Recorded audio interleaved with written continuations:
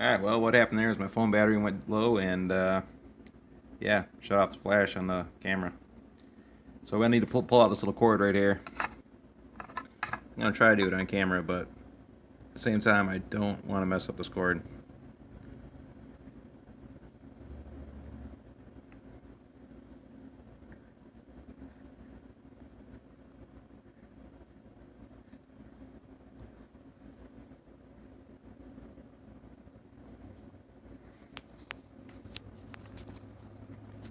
See if I can do this.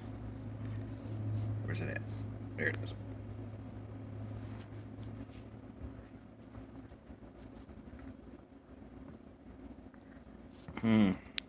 Off camera. Pause. Alright, unpaused. Unplugged.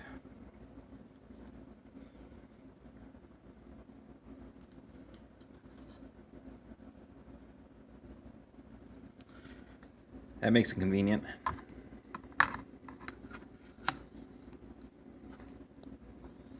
Alright, so this needs to go right over here. And I still need to put that little nut in down yonder. So, while I'm fidgeting around here, sorry about that. Had somebody at my door and had to, in between the last little break there, I actually walked away for a few minutes, probably about a half hour. Had somebody stop by and say hi. And then I went outside and did some spray painting on the body work there. That is crooked.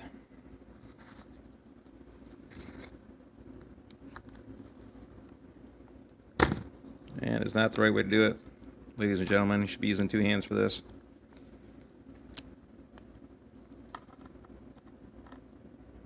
And that's not straight.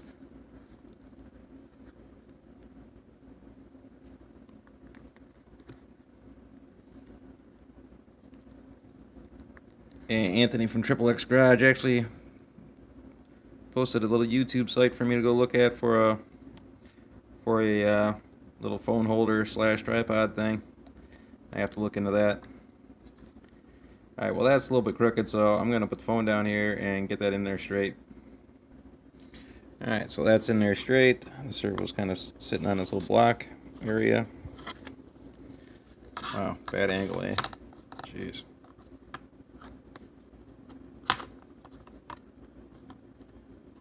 It's not sitting in there like very even. Alright, let's get a couple set screws in it and hold it down. These two guys right here. Alright, so that guy is all screwed down and attached. These are going into lock nuts, so you don't have to reef them down too hard. And you definitely don't want to strip out the heads on them, especially since they're getting scraped on the ground as it is. So right on, that's that. I was saying earlier that I did some painting on the, there's my phone cord getting in the way. I said I was going to be, earlier on my original videos I was talking about being lazy and taking the guy out of here for this vehicle, for the Vattera.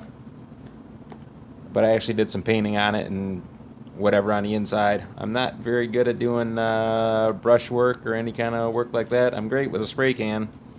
But when it comes to like the finer details and any kind of pinstriping stuff like that, I just get I get like Tommy Boy with the sail and end up messing it up. So nevertheless, like I said, on that last little hiatus or whatever, I went back there and did some spray painting and some touch-up work, and hopefully within the next couple pages here I'll be able to unveil the body. So I just have to do a couple little coats of clear coat, little finishing touches, and we'll be all straight with the body. Alright, that being said, we are moving on to the transmission here. Looks like we're going to need 4 M3 8mm, 2 M3 10mm, and 2 M3 12mm, along with the transmission.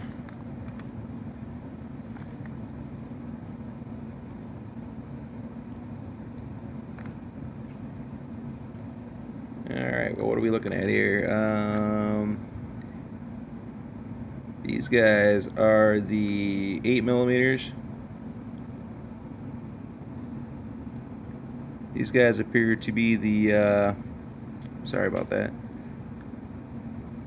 These guys are the 10 millimeters, and these guys must be the 12 millimeters. Alright. So the 4 8 millimeters in the middle, two 12 millimeters, and the two 10 millimeters. So we'll dig those guys up here. Alright, we got our hardware all lined up right there. And I tell you what, it is a bad day to be spray painting too. Last couple days here in Michigan, it's just been rainy and windy and kind of crappy. So high humidity. I've been spray painting my stuff outside real quick, just doing what I gotta do to it, bringing it back inside, and then I'm putting it out in my garage with a dehumidifier, you know, in a ventilated area, and I'm trying to, you know, put it in a relatively dry environment, hoping that nothing's gonna crack and, you know, fisheye or do anything funny on me with the humidity. So crossing fingers on that. Like I said, trying to squeeze all this in a couple day period, and then Mother Nature not really cooperating too much. Hopefully it turns out. Alright, so we're spinning our bathtub chassis around. Those 4 smaller screws appear to be going into the transmission. The 2 longest screws look like they're going up into those front mounts where that one little piece fit onto the front of the transmission. And then the middle ones there, the 10 millimeters, where are they going at?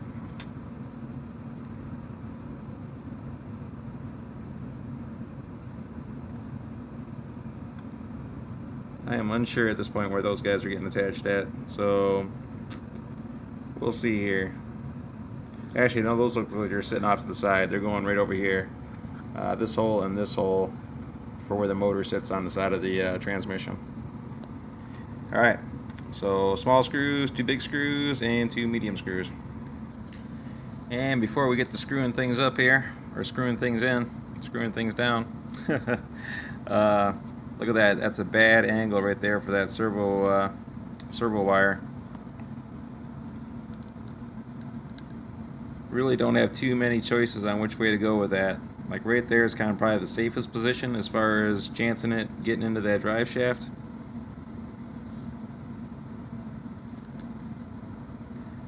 Alright, well, we'll just have to go with it and start screwing this baby down.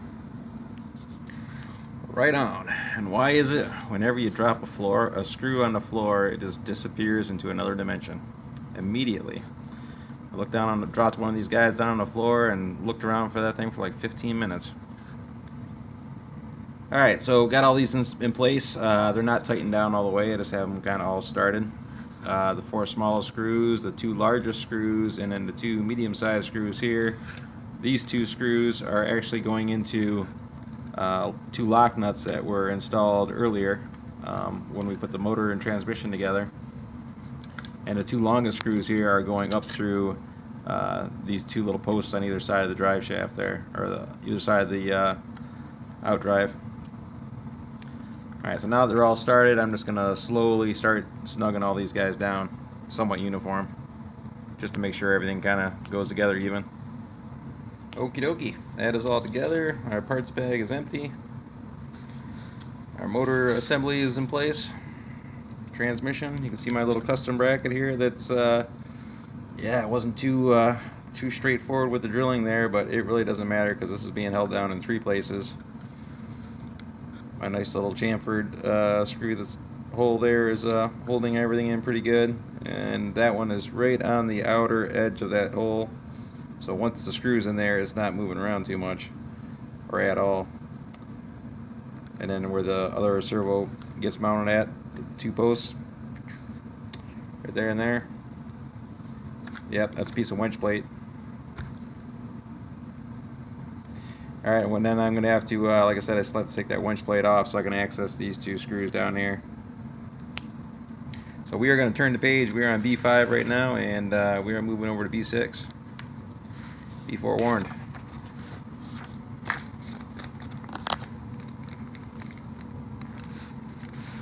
B6. I'm looking through the camera here, so it looks like we are putting on, well, the shift servo is already on previously from earlier in the assembly, but I have to take it off to get these 2 screws or access to them. They're talking about mounting the receiver and the speed controller. I think we can wait on that a moment. And there's my phone cord. End links. Hey, this is so exciting. Alright, end links. What do we need?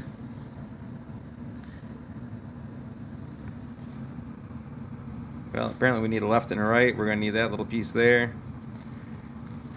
We're going to need all these little connections.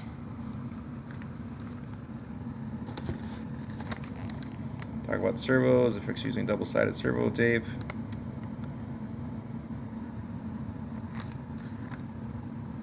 Yeah, I love it. No description. All right, let me dig around for a minute and see if I can find this stuff. And it was in the bottom of the B bag, next to the battery tray and the battery hold down Velcro. And these are sway bar parts. I'm hoping that's what they're asking me to put together.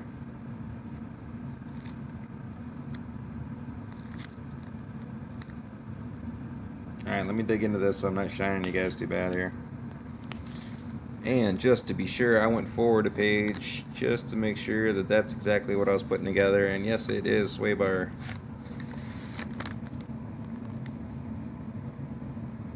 Different rates: yellow, silver, green for soft, medium, and firm. Okie dokie. I'm gonna have to do some deciphering on that. You know, I'm not even sure if I even want to run a sway bar, but we'll put it together. Okie dokie. Let your eyes adjust here to the whiteness. As far as these go, and putting these little Allen studs into these rods, and guesstimating size and length and how far each one is going in, I just kind of lined this up on the picture how it's supposed to be.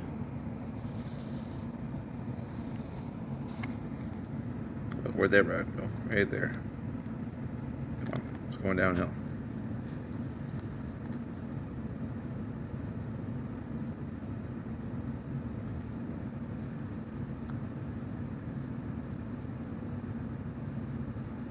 Trying to guesstimate how much is sitting on each end.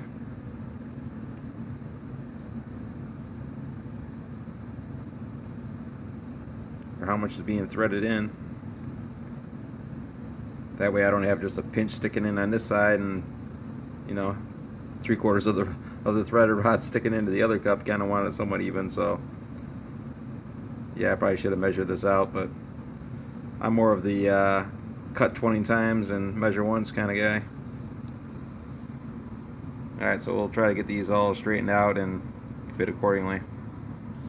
Alright, so that one is pretty much even as far as how much of the thread is going into the linkage here, the link. So I'm going to leave this one just like this before I put the other end on. Screw this one into this other opposite side, and then match them up just to make sure that I have an even amount of threads going into the end links here. Alright, there's two of them side by side, and they are relatively close enough, I'd say.